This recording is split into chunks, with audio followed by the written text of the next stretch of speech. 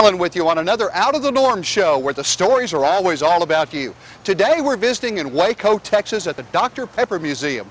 It may be one of those places, do you put peanuts in your Dr. Pepper or do you only put it in your Cokes? We're not really sure. We're going to find that out, find out where Dr. Pepper came from and what part it played in Waco history. So please don't go away. There's more good stuff coming right here on the Out of the Norm show where the stories are all about you. The Dr. Pepper Museum is located in the Artesian Manufacturing and Bottling Company building in downtown Waco, Texas, and it opened to the public in 1991. The Artesian Manufacturing and Bottling Company building was the first building to be built specifically to bottle Dr. Pepper. The U.S. Patent Office recognizes December 1st, 1885 as the first time Dr. Pepper was served. It was introduced nationally in the United States at the 1904 Louisiana Purchase Exposition as a new kind of soda pop made with 23 flavors. Its introduction in 1885 preceded the introduction of Coca-Cola by only 1 year. It was formulated by Brooklyn-born pharmacist Charles Alderton in Morrison's Old Corner Drug Store in Waco, Texas. To test his new drink, he first offered it to the store owner, Wade Morrison. Patrons at Morrison's Soda Fountain soon learned of Alderton's new drink and began ordering a Waco. Alderton gave the formula to Morrison, who named it Dr. Pepper. Now, there are many theories about the origins of the soft drink's name, and one conjecture is that the pep refers to pepsin.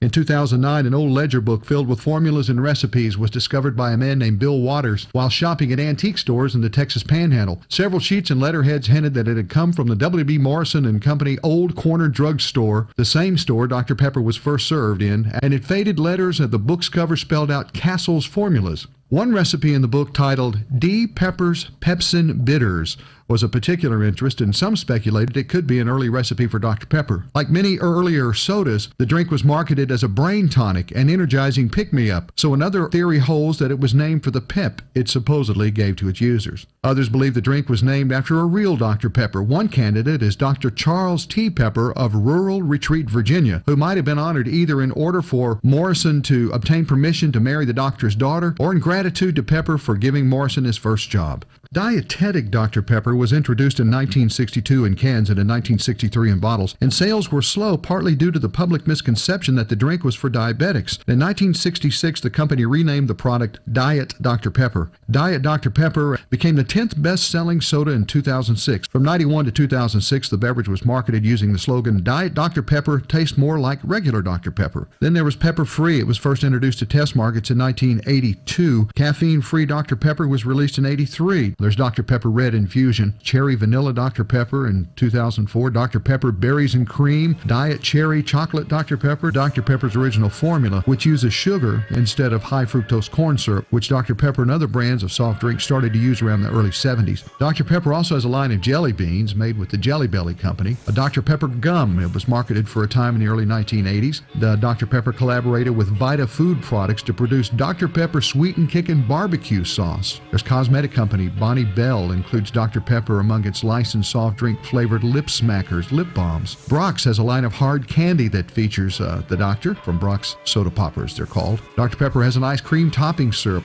I'm a pepper, he's a pepper, she's a pepper, we're a pepper. We all remember that song and dance. One version of the commercial that was done with Ray Bolger, who acted as a scarecrow in The Wizard of Oz. The company sells more Dr. Pepper in the Roanoke Valley area of Virginia than any other metropolitan area east of the Mississippi River. In the past, the city of Roanoke has been named the Dr. Pepper capital of the world and broke world records for its mass consumption of Dr. Pepper in the late 1950s. Dr. Pepper donated a portion of its sales revenue in the Roanoke area to finance restoration of a circa 1950s neon Dr. Pepper sign, which has the company's 10-2-4 logo.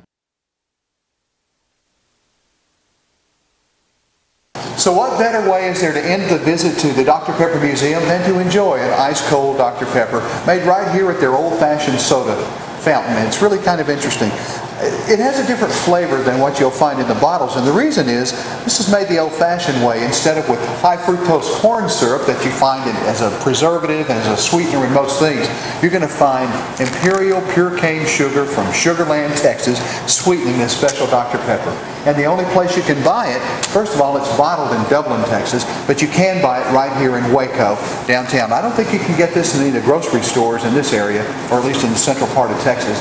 But if you'd like to check it out, go to the drpeppermuseum.com and you'll find out more about one of your favorite soft drinks, especially if it's 10, 2, or 4. This is Norm Allen with you on the Out of the Norm Show. Hoping your day's a good one. Mine just got a little better because now I'm a pepper. We'll see you soon on another Out of the Norm Show where the stories are all about